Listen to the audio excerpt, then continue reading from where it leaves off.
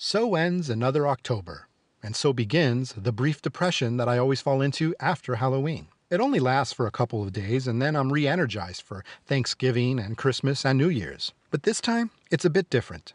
A growing anxiety has joined the race, and it might even beat out my blues. How that works out is, well, I'm getting ahead of myself. Anyway, here are a couple of horror movie marathons that I attended during the month. On Saturday, October 4th, I went to Braindead Studios in LA for They're Here, a 6-movie assortment of horror films with a haunted house theme, presented in 16mm, the titles of which would be kept secret until seen on screen. In the before times, the movie marathons that I attended started in the evening and ended the following morning. But most of them have adjusted their schedules to more reasonable, middle-aged friendly hours. They're Here, for example, would start at 2 p.m. and end at 2 a.m., which is fine for this particular old head because the days of staying up until 6 a.m. and sleeping in until 2 p.m. are over for me, because nowadays, my body insists on waking up around 7 a.m. no matter what time I went to bed. Going to bed at 6:30? See you in 30 minutes, bitch. That's what my body says to me. Before the first film, our 3 hosts, Mike Williamson of Secret 16, Brett Berg from the Museum of Home Video, and Josh Miller from Killer Movies, came up on stage. Williamson told us about haunted house movies being his favorite horror subgenre. He then offered hints about our first film by telling us that it's part of possibly one of the worst horror franchises around, in that the number of installments are disproportional to the success and quality of the first film. But first, a pre-show consisting of trailers for The Legend of Hell House from 1973, the 1999 remake of House on Haunted Hill, and 1988's Poltergeist III. We then watched a short about the making of the original Poltergeist. Directed by the film's co-producer, Frank Marshall, this 7-minute promo piece probably gives unjustified joy to those who insist that writer-producer Steven Spielberg really directed the movie. We watch as he, supervises a couple of the special effects sequences, while Tobe Hooper is only seen in very brief glimpses and is never interviewed, while Spielberg does most of the talking. I still believe Hooper directed the film, by the way, albeit in a production that old Stevie had a tight leash on. His brief appearances in the short show him to be on set, at one point actually directing one of the actors. And even if he didn't really direct the movie, it doesn't matter, because Tobe Hooper sure as hell directed Lifeforce, and Lifeforce is better. The first film was 1981's Amityville II: The Possession, directed by Damiano Damiani, which sounds like an evil name, and written by Tommy Lee Wallace, which doesn't sound evil at all, even though he did go on to write and direct Halloween 3: Season of the Witch, which some people might find evil on account of kids wearing masks that causes their heads to cave in and bugs and snakes to crawl out of. But not me. I find that charming, actually. And if you like incest, you'll find this movie charming. And I know you're like, yeah, but what if your sister looked like Diane Franklin, the actress who plays the sister in this movie? The answer is still no, dude. Because Diane Franklin or not, she'd still be my sister, and that would be gross and wrong. Now, if I had a cousin who looked like Diane Franklin, well, that's a horse of another color. So this movie is a prequel to 1979's The Amityville Horror, the one where Lois Lane and Thanos' dad move into a haunted house. See, what happened was, the previous residents were a family who got offed by the eldest child, and that's what this movie expands on. We watch as this family moves into the soon-to-be infamous abode. Burt Young plays the father, acting very much like Paulie from the Rocky movies, and he's a real cigar-chomping asshole with a total pushover of a wife who looks like an older Miranda July, who's always praying to the aloof god who indifferently watches all of this bad shit happen because mysterious ways and all that other horse shit. Then you have brother and sister Sonny and Patricia, played by Jack Magner and Diane Franklin, and I guess I shouldn't have been surprised by those two eventually fucking, considering how they were discussing their parents' sex life earlier in the film. It's like the devil must have realized that he didn't really have to do much in possessing Sonny, he just had to give the kid a little push in the direction he was already headed. As for Patricia, well, she was clearly a freak from the start. Eventually, General Franklin Kirby from Commando shows up as the local priest, doing too little too late before a fully possessed Sonny shotguns his entire clan. The second half of the film is pretty much a riff on The Exorcist, with Father General Kirby attempting to save Sonny's immortal soul from the flames of hell and his sweet tight ass from his prison cellmates. In his intro, Williamson called this movie ill and weird, and I agree. The idea is supposed to be that the family is gradually affected by the house's evil, giving in to their worst instincts. But the problem is that they're shown to already have such a casually strange and off-putting dynamic before all of that.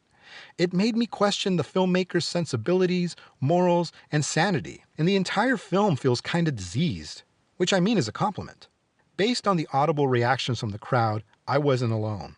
There were plenty of disgusted groans and laughs of disbelief, and people turning to each other to give a "what the fuck" look. What I would have given to have seen this at a 42nd Street grindhouse during its original release, overwhelmed by the smell of cheap booze, surrounded by drunken winos, passed out addicts, and some mohawked punk getting head from a skeevy hooker.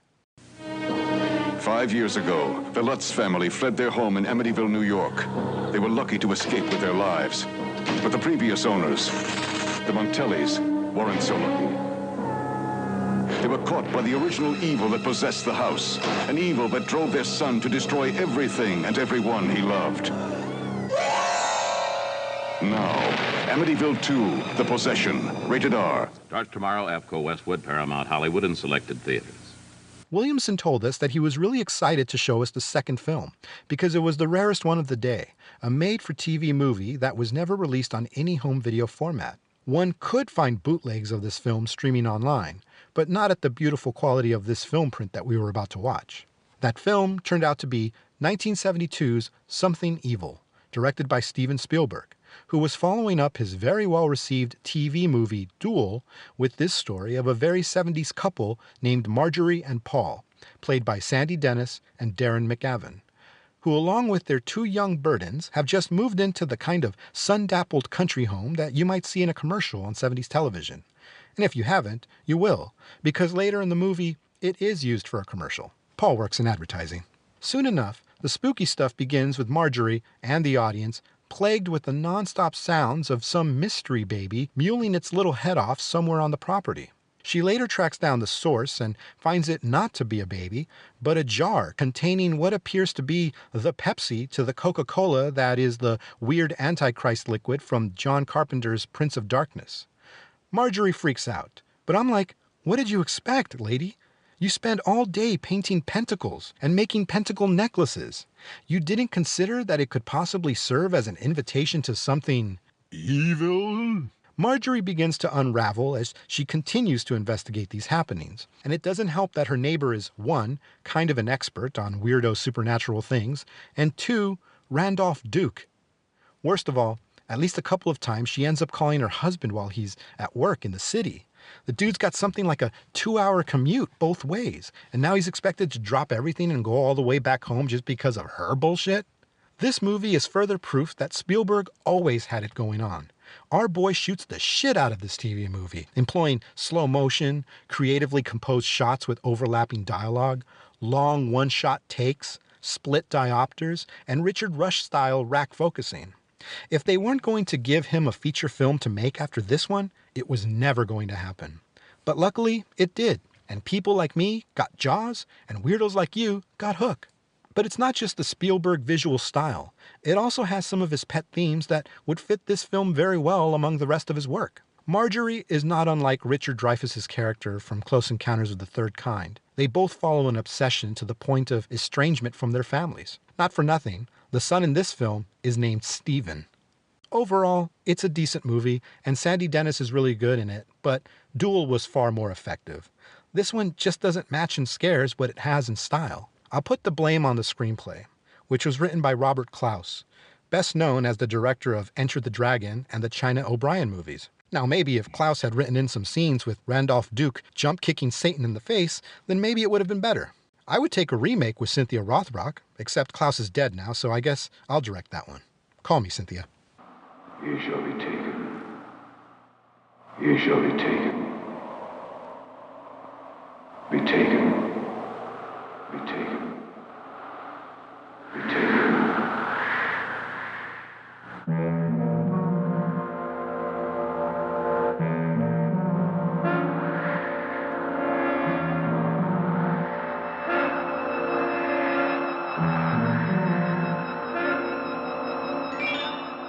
The third film of the day was Poltergeist II, The Other Side, from 1986. In this one, The Freeling family from the first film are now living in Arizona, living off the generosity of the wife's mother. Soon, the old lady passes away, but before they can turn Grandma's bedroom into a man cave and declare party time inheritance style, some creepy old man named Cain begins to intrude on their lives. Cain's an evil spirit, looking to use their youngest daughter, Carol Ann, for evil spirit shit. Somewhere along the way, the chief from One Flew Over the Cuckoo's Nest shows up to help the Freelings out, at one point taking the dad, played by Craig T. Nelson, on one of those sweat lodge vision quests that they used to take white people to in movies, in order to help them strengthen up to fight back against evil martial artists or big oil companies. Nelson appears shirtless quite a bit in this, and it made me wistful for the good old days when leading men could just be in good normal guy shape. It's like, I look at Coach over here, and I believe that I can have a body like that if I just cut down on carbs and work out 20 minutes a day.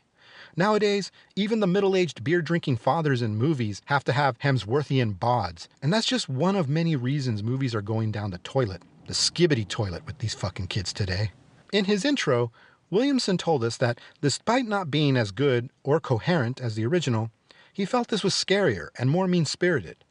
And Berg admitted to being kinder-traumatized by some of the sequences in this film when he saw it back in the cable days of his youth. Cable days of youth is also the last time I saw this, and while I wasn't traumatized by it, there were certainly a couple of parts that have remained imprinted in memory. One was the part where the little boy, Robbie, has his braces grow out of his mouth, expanding more and more until he's completely wrapped up in them. Then there's the part where Coach gets drunk on tequila and starts acting like a man for once, forcing himself on Jo Beth Williams and getting violent with her, before finally vomiting out a giant worm.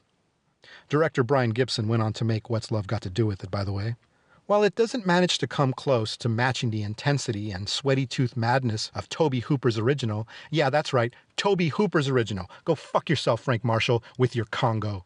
It does work its way up to an impressive out-there climax, and some of the creature designs are pretty whacked out, too, as expected when you have H.R. Giger designing them. So while it's not as good as the first, and it feels a little sluggish here and there, it still has its moments, and it's worth a watch. Also, it warmed my heart to hear the word retarded being used in a movie and to hear the audience laugh and applaud in response.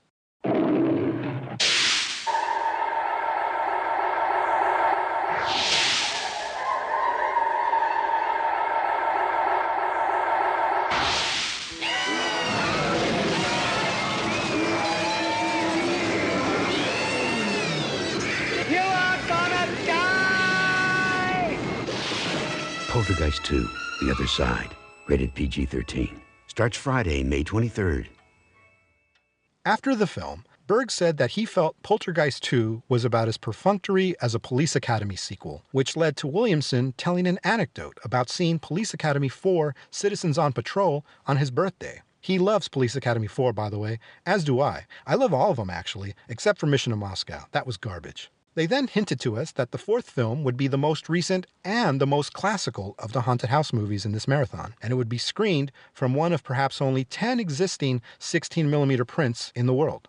It was The Others from 2001, written and directed by Alejandro Amenabar, and starring Queen of AMC Nicole Kidman as Grace, a mom who lives in a big house somewhere in the Channel Islands. And she's like the 1940s equivalent of the kind of higher-income stay-at-home moms of today who homeschool their children and insist that they suffer from some fakakta condition, and I'm sure they're not vaccinated either.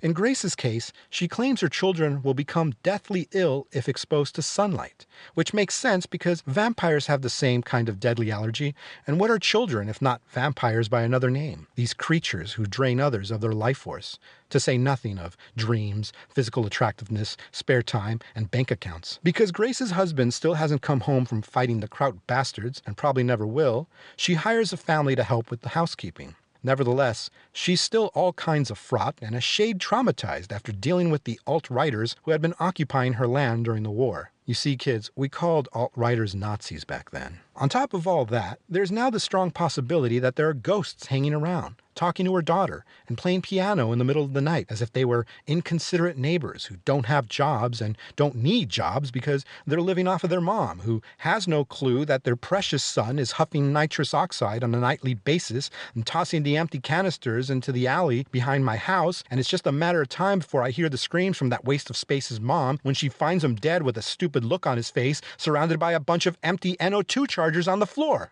This was my second time watching the movie, and it held up over the years. Not only does it have some genuinely good jump scares and a legit surprise ending, it's also a beautifully made film with atmosphere up the ace. Indoor sets are sumptuously designed and given a candle-lighted look, while the outdoor scenes have a fitfully chilly and foggy appearance. Regardless of what time it is during any given scene, the whole film looks and feels like it takes place in the very early morning hours.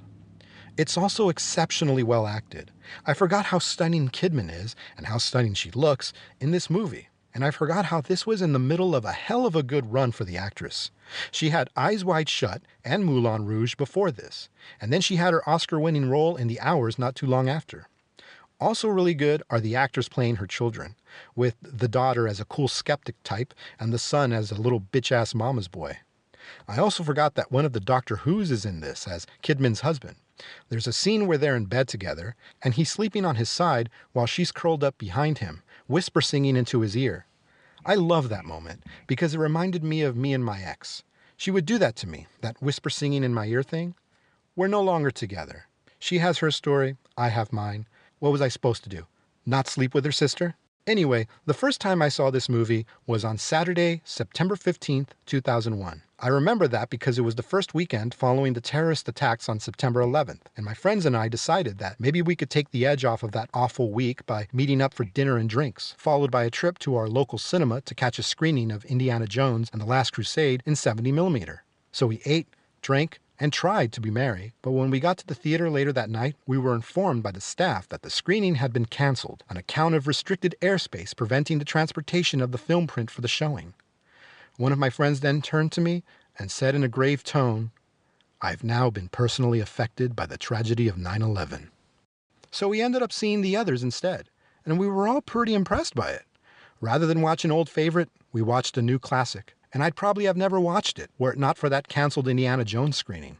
So, thank you, Al-Qaeda? You told your brother that there was someone else in the room. There was. Sometimes the world of the dead gets mixed up with the world of the living. This is the father, this is the mother, this is the old woman. And that's the number of times I've seen them. What do you want? They say this house is theirs. Nicole Kidman. Children!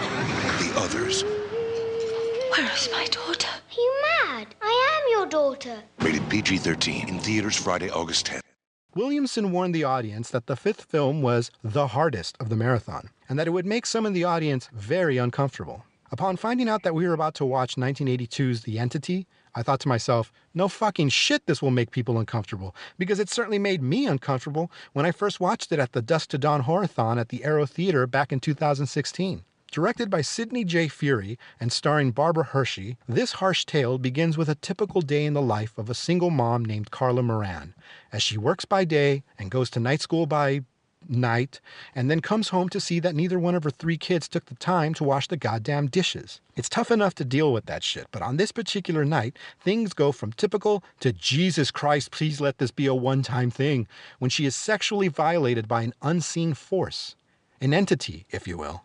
Unfortunately, this does not turn out to be a one-time thing, as Moran is repeatedly attacked by this entity anytime and anywhere, at home, in a car, at a friend's place, even in front of her family. They're rough, these scenes, as they should be. Fury clearly understood that, unlike other filmmakers like, say, Michael Winner, who was probably jerking his stubby little English peepee while editing the rape scenes in his movies. Of course, the idea of being raped by something as intangible as an entity is a tough one to get through to other people. This could very well be a mental health issue. So Carla goes to see a psychiatrist played by Ron Silver. In between the horror of the rape scenes is a lot of talk between these two, but the talk, at least for me, had my full attention. What also had my full attention was the way Ron Silver speaks in the film. As with his other performances, Silver sounds like he could really use a glass of water. I'll admit that the second time around, I couldn't help but notice that some of the film felt kind of male gaze and exploitative. Not that I'm accusing Fury and writer Frank DeFelita of having dubious intents behind making this film. In fact, I don't doubt their sincerity or good intentions in telling this tale. But they have, or in the late DeFelita's case, had, dicks. And as wonderful as it is to have a dick, they can also sometimes get in the way of having total clarity of a situation. For example, I can't see things clearly because of my giant cock blocking my view. And that's why I feel a woman should have made this film. I think having a female perspective in telling the story would have helped in avoiding those cock-shaped road bumps. But enough about my incredibly large penis.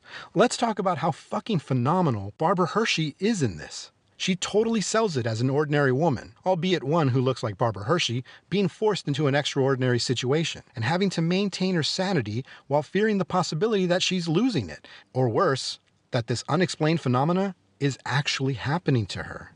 Because at least if she's crazy, she knows she can go get professional help. But how do you explain ghost rape? You can pull many moments from Hershey's performance throughout this film and make Oscar-worthy clips from them. My favorite takes place after Carla's friend tells her that she witnessed one of the attacks. And the way Hershey responds, with a mix of hope, relief, and utter exhaustion, left me in tears during both viewings of this film. Anyway, I guess what I'm trying to say is that unless it's Dan Aykroyd getting a supernatural blowjob, ghost rape is never funny. 20th Century Fox presents one of the most extraordinary cases in the history of psychic research. The story of Carla Moran. A story so shocking, so threatening, it will frighten you beyond all imagination. The Entity. Rated R. Under 17, not admitted without parent. For the marathon's conclusion, the hosts told us that they wanted to close out with a fun one. And so the sixth and final film of their here was 1985's House, starring William Catt as Roger Cobb, a writer of horror novels who has inherited the titular domicile from his late aunt. Cobb, who was about to get started on writing a new book about his experiences as a soldier in the Vietnam War, packs his suitcase, puts on his best garbage day sweater, moves into the house, sets up his computer, and proceeds to find every excuse possible to not write. At least they're good excuses. For one, there are strange things happening in and around the house, and so Cobb orders up a bunch of surveillance equipment, hoping to record some paranormal activity. We're not talking about some chairs moving and the lights turning on and off either. Cobb's dealing with honest-to-goodness monsters in the closet and various other creatures causing chaos. I would just hire a hoodlum to burn the whole place down, collect on the insurance, and move the fuck on with my life. But I suppose goofy and gooey apparitions can't faze a man who's not only been in the shit over in Nam, but who's gone through some shit back home. His son disappeared, and his marriage has fallen apart. And I suppose if Cobb can't find his child or get his wife back, at least he can figure out how to cleanse his aunt's place of all its unholy freakishness. If it's not the apparitions in the attic keeping him away from the keyboard, it's his nosy neighbor, played by George Wendt. And you can bet your sweet tight ass that the audience pretty much all went, "No!" when he walked in. They must have shot this movie near the NBC studios during summer hiatus, because in addition to Wendt, Richard Mall, aka Bull from Night Court, shows up in Cobb's Nam flashbacks as the animal mother of his platoon. I first saw House back in 2008 at the New Beverly Cinema during their first annual all-night horror show. One of the films scheduled to be shown that night was Piranha 2: The Spawning, but it got pulled at the last minute, probably by Mr. King of the World himself. And so we got this movie in its place. I understand that it has a cult following, and well, I hate to be that guy, but are you sure we're not talking about the 1977 Japanese film of the same name? Because that one I could understand having its fans. It's weird because on paper, the whole premise and plot synopsis sounds like it should make a pretty cool movie. A horror comedy with the occasional touching moment. And yet, it doesn't play out that way. The movie itself doesn't work as horror, comedy, or drama. Instead, it's a shapeless, tone-deaf slog of a picture. I'll give it points for the performances by Catt, Wendt, and Mall. And I also got a kick out of the Vietnam flashbacks with Catt and Mall slugging it out against Charlie.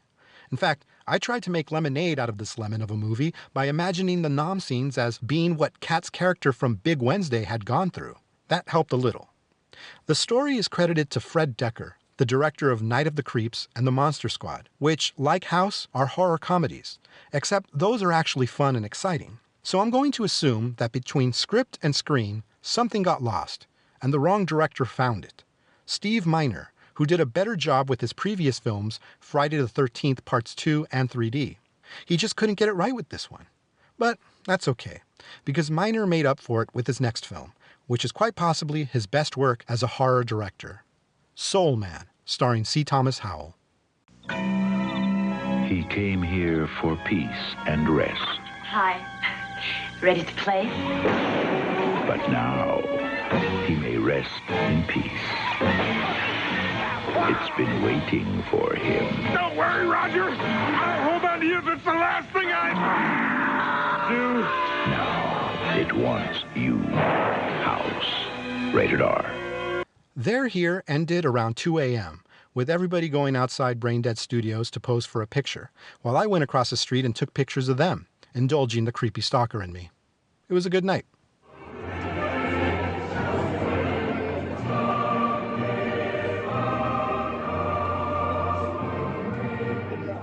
Two weeks later, on Saturday, October 19th, it was time for another Secret 6 horror movie marathon, Orange County style, at the Frida Cinema in Santa Ana for their annual Camp Frida.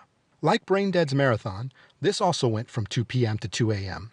And this year's theme was British Invasion, featuring films from our friends across the pond, those lovely people with their universal health care and strict gun laws. But what's the point if I can't use one to take advantage of the other? Here in the land of guns and medical bills, I want to be able to accidentally shoot myself and/or my annoying neighbor in his stupid fucking nitrous-sucking face, and then we can go get patched up without stressing the old bank account. Upon arrival, I was greeted with the delicious scent of tacos and music blasting from the Halloween-themed street festival, with a giant inflatable Michael Myers and a Stay Puft Marshmallow Man on each end of the block. And within the block, there were pop-up stands selling t-shirts, caps, pins, patches, stickers, all that stuff. At the Frida, I got in the line designated for both VIPs and Super VIPs. Both get entrance an hour earlier, reserved seats, free coffee all day, and some snazzy pins to take home. But the Super VIPs also get a t-shirt, a parking pass, and 2 slices of pizza during the dinner break. I opted for the regular VIP.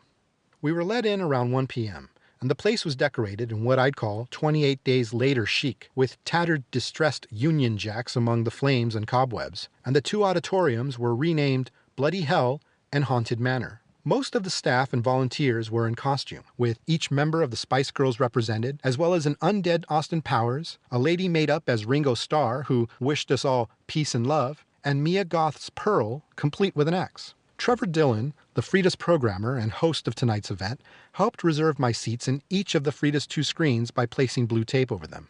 The pre-show and interstitials on screen consisted of old PSAs from the UK, advising people not to buy used condoms, to dispose of glass bottles rather than leave them on the beach for children to step on, and to avoid placing a rug on a polished floor. There were also some horrific/awesome car crash and train accident PSAs, as well as one featuring the voice of Donald Pleasance as the spirit of dark and lonely water, wishing for kids playing around his pools to fuck around and find out.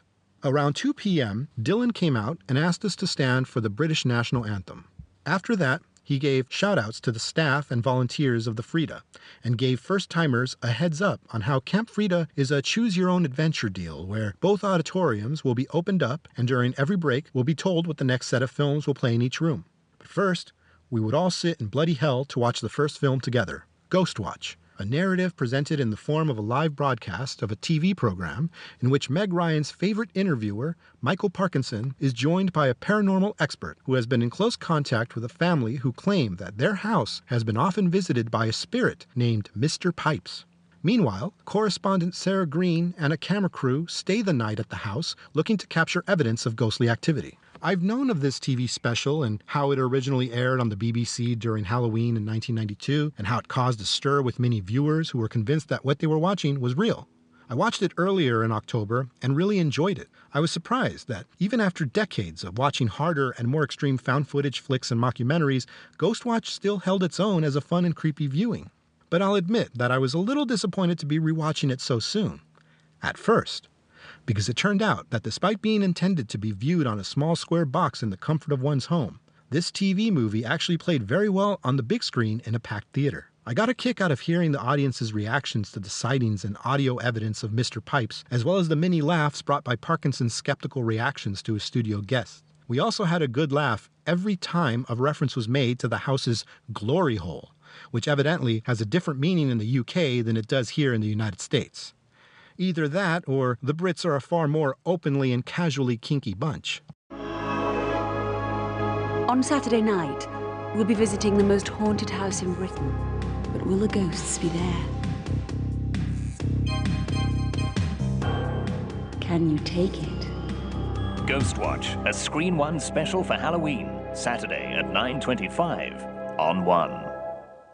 After a break, we all returned to the Bloody Hell Auditorium, where Dylan asked the audience what movies we'd hope would play at the marathon before playing a loop of Austin Powers dancing to Quincy Jones's Soul Bossa Nova. This loop then revealed the next set of films that would play in each auditorium. 2011's Kill List would play in Bloody Hell, and 1973's Legend of Hell House would play in Haunted Manor. I always go with the movie I haven't seen, but since I hadn't seen either of the two, I picked Hell House simply because I'd seen the trailer for it at their Here 2 weeks ago. I was pleasantly surprised that it was from the same director of Dirty Mary Crazy Larry, which I recently rewatched at the New Beverly, and that the screenplay was by Richard Matheson, a genre writer so legendary his novel I Am Legend could very well be referring to him. The film opens with a most amusing statement by a Tom Corbett, credited as psychic consultant to European royalty, in which he basically says that this movie is fiction, but everything in it could very well happen in real life.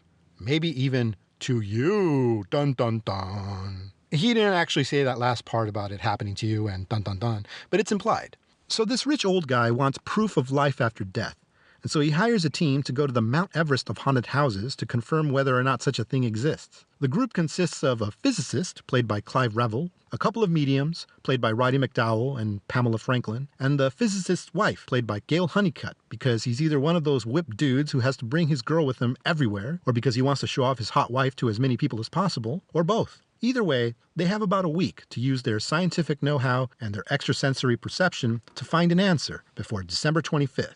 Which I guess qualifies this as a Christmas movie. The original owner was a man named Belasco, and this guy did so much Marquis de Sade-style fucking around that the house earned the name Hell House. At one point, McDowell lists the various offenses committed in the house by Belasco: drug and alcohol abuse, sadism, murder, mutilation, bestiality, vampirism, necrophilia, cannibalism, and the use of many sexual devices. Ladies and gentlemen, it took all my energy not to get a boner in the theater right then and there. I'm telling you, this Belasco, he makes P. Diddy look like LeVar Burton. Now I'm hoping it doesn't come out that LeVar Burton has been up to some reprehensible shit, or this review is going to age about as poorly as my review of Public Enemies. Don't look that up. Anyway, the house begins to do its thing, mostly to Franklin's character, because the ghost is a dude, and she's a pretty girl, and making life difficult for women has been one of man's favorite sports since time immemorial. Even the boundaries of life and death can't get in the way. I couldn't help but make an unfortunate comparison to the entity in regards to something that happens later in the film to Franklin, but except in her case, she doesn't fight back against her assailant. Still, it's just as disturbing as what happened to Barbara Hershey's character in the other movie. Far easier to watch was the scene where a black cat enters Franklin's bedroom, to which the audience rightly responded by going, "Aww." The cat is cool with her at first, but then it attacks her, because you know how fickle these felines be. I wondered if this was the inspiration for a scene in Scary Movie 2 where Anna Faris's character has a similar throwdown with the black cat. Both scenes are equally hilarious, though. And in the end, Franklin locks herself in the bathroom, and we see the kitty's widow paw scratching the floor. "Oh, Franklin, let the widow baby in." I like this movie, despite not finding it scary at all. But just like one of the movies I mentioned earlier, the others, this one is overwhelmingly atmospheric, and that goes a very long way for me. The look of the film is matched by an eerie electronic score that would make good background music for a spirit Halloween. Also, it's fun to watch how the house affects the other members of the team. For example, it turns the physicist's wife into a horn dog who gets all up on McDowell with his serial killer glasses. I also enjoyed the all-out climax, which leads into a delightfully silly denouement that I won't get into, I don't want to spoil it, but I will say that Richard Matheson was 6'2", and he might have been prejudiced against short people. The spirits of the dead can indeed invade the human body.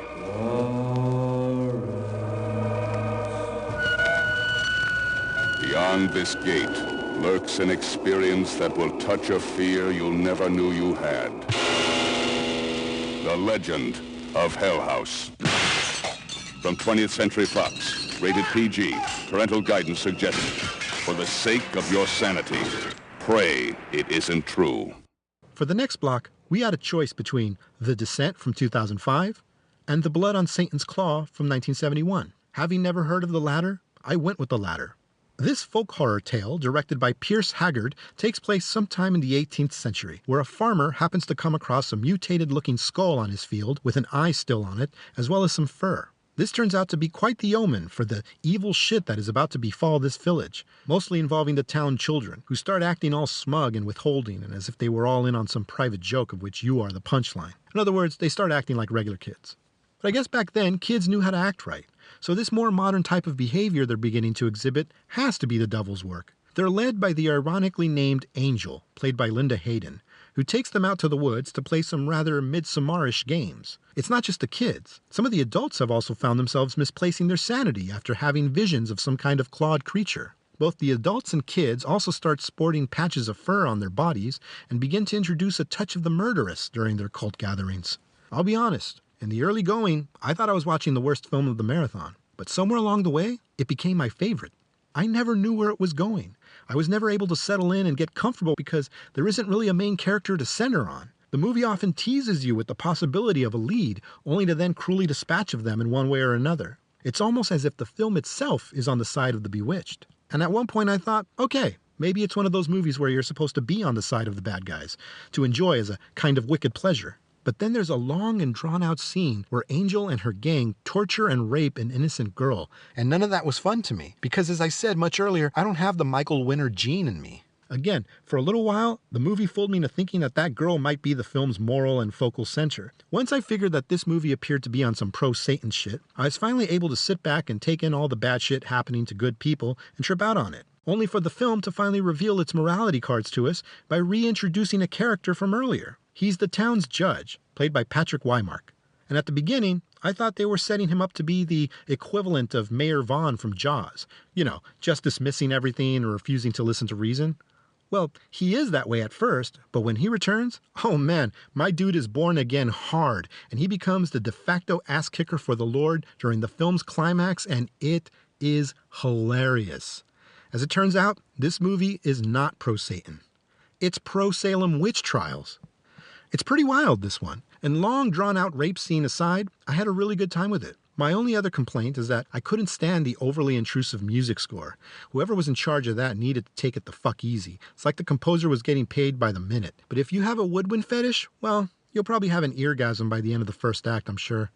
When the grave of the devil is disturbed by the plow, the satanic essence of evil wreaks violent and revolting revenge.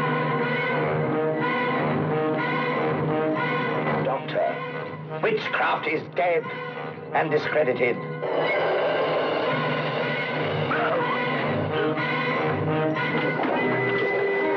These dogs know how to tear the devil's heel. Art thou ready to give thy skin tonight? Art thou ready?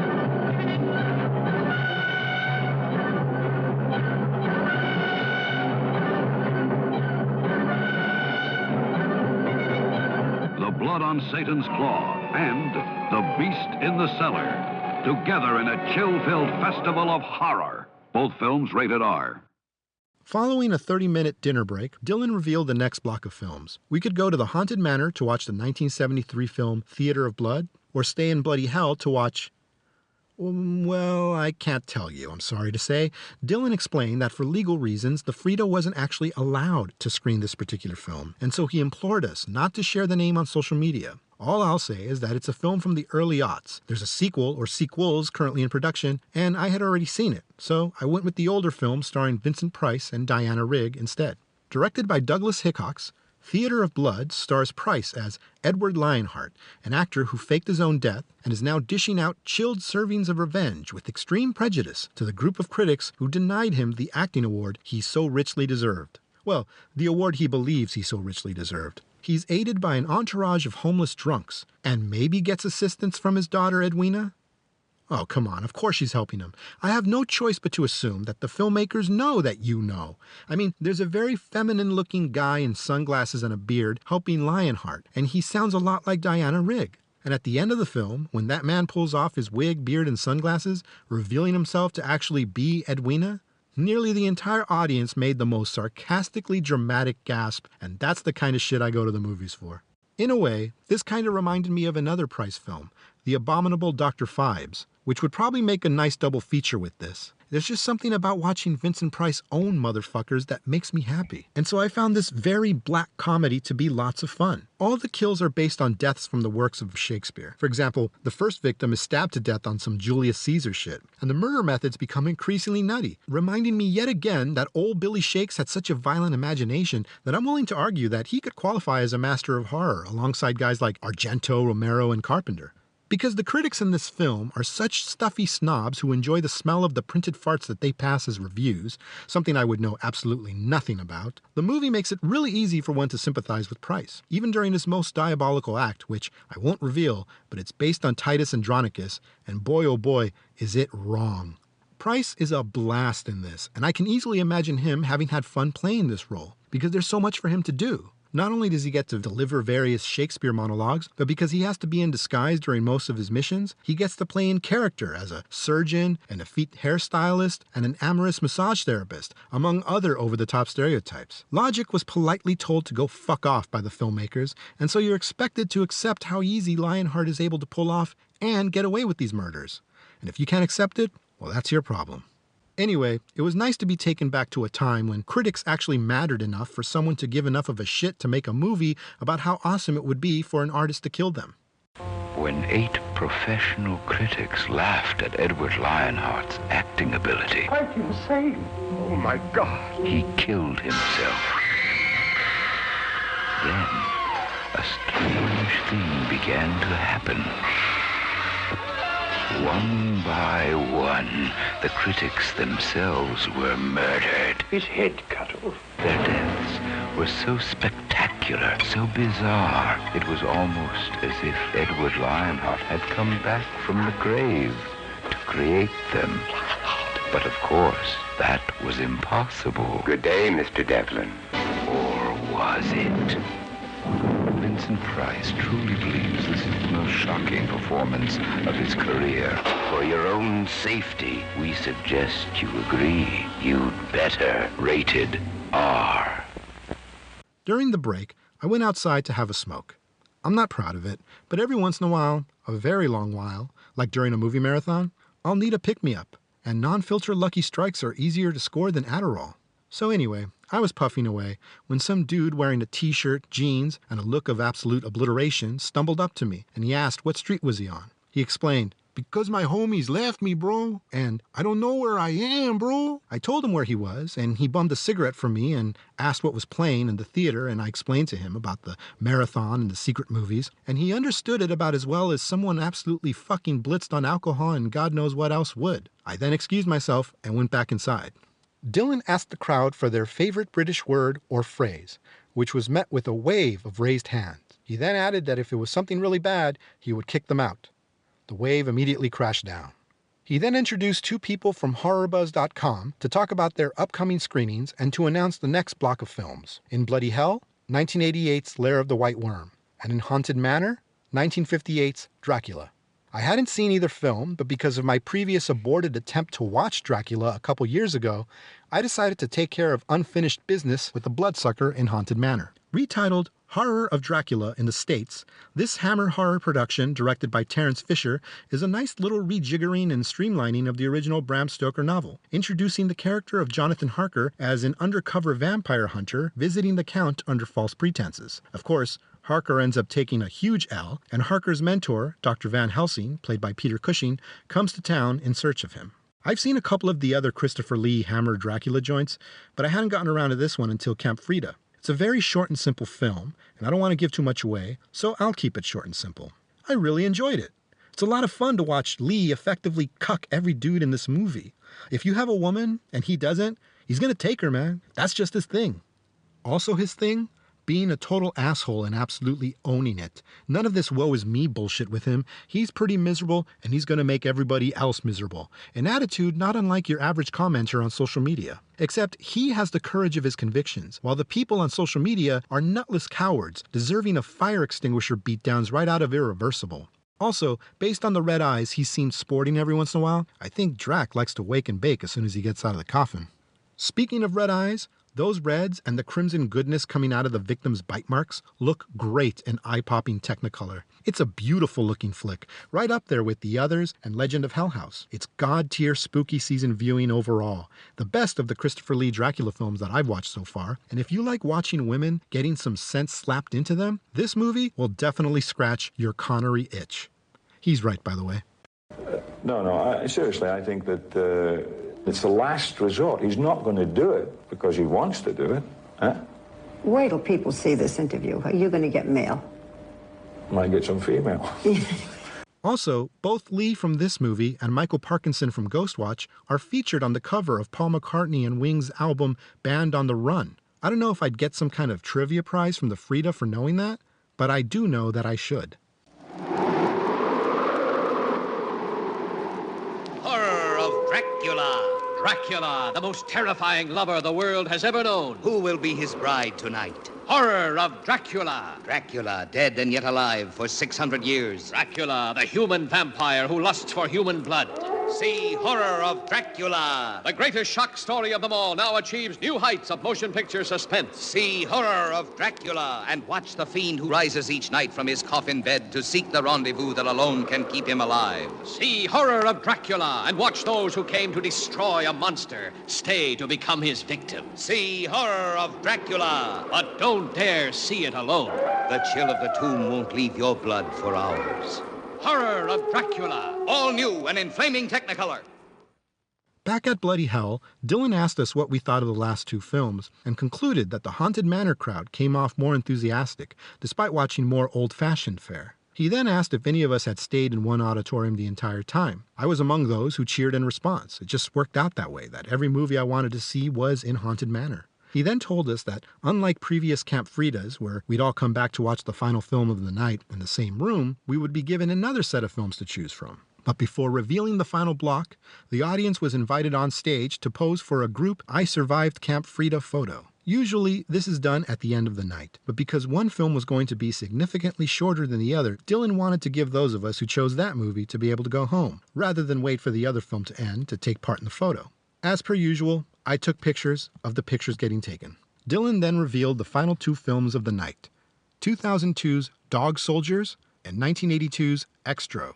I've actually seen Dog Soldiers at the second annual all-night horror show at the New Beverly Cinema back in 2009, and I've wanted to watch Xtro ever since seeing the box art of the VHS way back in my video store childhood. Somehow over the years, I never got around to it, but it worked out for the best. About to finally get to experience Xtro on the big screen.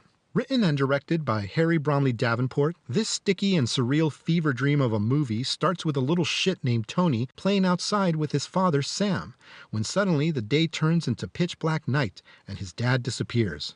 A few years later, Tony's mom, Rachel, is now shacked up with Joe, one of those Americans who sounds like he's a British actor trying his best to sound like a Yank. And Tony seems comfortable with the situation, doing his little shit activities such as playing with toy soldiers and making annoying machine gun sounds that go...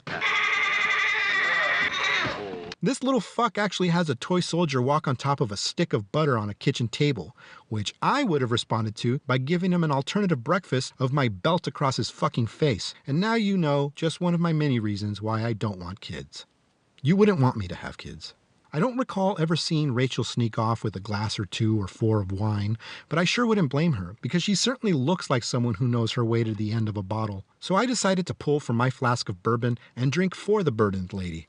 Anyway, things get less comfortable when Sam unexpectedly returns, although any discomfort felt by Rachel and Joe pale in comparison to what was felt by the poor lady who gives birth to a fully grown Sam. Yeah, you heard me. She gives birth to a grown-ass man, and all which that entails. It's pretty goddamn gnarly, and pretty goddamn impressive, that special effect, and this movie is full of them. We're not even sure if he's the same Sam who was whisked away by the UFOs or just some alien facsimile. At least I wasn't sure, and I will only blame part of my inability to recall those details on the flask of bourbon I was drinking from, because the movie itself is never too concerned about making sense to the viewer. It appears to share the same philosophy given by that basket case on wheels, David Lopan. You were not brought upon this world to get Xtro. So yeah, Sam is back, He's some kind of alien hybrid, maybe, and he's making phones melt, he can move things with his mind, and I suppose the scene where he bites his son's shoulder and proceeds to spew little ball-shaped things into him is the deadbeat alien dad version of giving the little tyke a hug and saying, "I love you." There's so much gross and off-putting imagery in this weirdo movie, and even the normal stuff feels kinda diseased. Not unlike how the normal stuff in Amityville II, The Possession, felt kind of infected with something wrong. It sort of feels evil too, which is a big honkin' plus for a horror movie. Some of the stuff here is so goddamn random, they feel like they came out of nightmarish entries from a little boy's dream journal. And I was either laughing at it, or feeling genuine unease, or both. I mean, I certainly wasn't expecting to see a Black Panther show up at one point. I'm talking about the animal, not the Black Power organization, although that would be pretty fucking scary too. In his review, Roger Ebert called this movie ugly, mean-spirited, and despairing. I agree. I'm saying that those feelings are exactly what Davenport intended to generate with this nasty and nihilistic piece of work, which does work. It was around midnight when we started watching this, the right time for a movie like Extro, but I bet it plays even better around 4 a.m. when you're bleary-eyed and not all there. But whichever hour you decide to watch it, bring alcohol to enhance your viewing and to help work back up the appetite that this film will most likely take from you. Tony's father has been away a long time. Now, he's coming home. Why did you come back? I came back for you. Xtro, bearing black magic from outer space. His mission, to avenge, to possess, to destroy. Xtro. Some extraterrestrials aren't friendly. From New Line Cinema, rated R. After the film, I went over to Bloody Hell to catch the final 15 minutes of Dog Soldiers, and then we all stepped out to the lobby, where we were given Camp Frida British Invasion stickers, and on our way out, we helped ourselves to sweet treats provided by Zombie Donuts, which I had already written about in my last post about Camp Frida. You should check that out if you haven't already. It was one of my better Octobers as far as going to watch horror movies at the cinema. I mean, I didn't even get to talk about the Dismember the Alamo marathon that I attended at the Alamo Drafthouse in LA, where I saw Blade, Pieces, The Texas Chainsaw Massacre 2, and Phenomena. Well, I guess I just did talk about it. Anyway, it was a good month, and to be honest with you, I wish it never ended. Because I'm a couple of days into November as I say this, and I don't look forward to joining my fellow Americans for the real horror movie marathon that's about to begin on Election Day. I don't know how it's going to turn out, but either way, I'm certain we'd all have better chances with ghosts, vampires, aliens, chainsaw killers, and a cigar-chomping Burt Young and a wife-beater over what 2025 has in store for us. Still, I remain optimistic, because as long as I have access to drugs, alcohol, and a 12-gauge shotgun that I can put in my mouth, I will always have hope. Oh, and movies too. That's also a nice thing, I guess. This has been the Exiled from Contentment podcast, recorded live in front of an empty room. Exiled from Contentment has been brought to you by anger, paranoia, resentment, depression, low self-esteem, and Rally cigarettes, now with less nicotine and less throat irritants. Remember, ladies and gentlemen, if your cigarette tastes different, smoke Rally. Episodes of this podcast can be downloaded at efcontentment.podbean.com. That's E as in egads. This asshole's podcast is terrible. F as in fuck this asshole's terrible podcast. Contentment as in something this asshole hasn't felt in a very long time. Pod as in podcast. As in everybody's got their own goddamn podcast nowadays. And bean as in what the Mexican-American host of this podcast probably eats every day. Am I right, real Americans? The Exiled from Contentment podcast can also be downloaded at exiledfromcontentment.blogspot.com. You can find us on Facebook, Instagram, and Twitter as EF Contentment, all one word. Follow or friend us so we can then immediately have your tweets and posts muted in order for us to have a higher friend and follower count while pretending that we care about you. You can also email us at exiledfromcontentment@gmail.com. Until our next ramblings, this is Princess Sparkle for the Exiled from Contentment podcast saying take care and be well.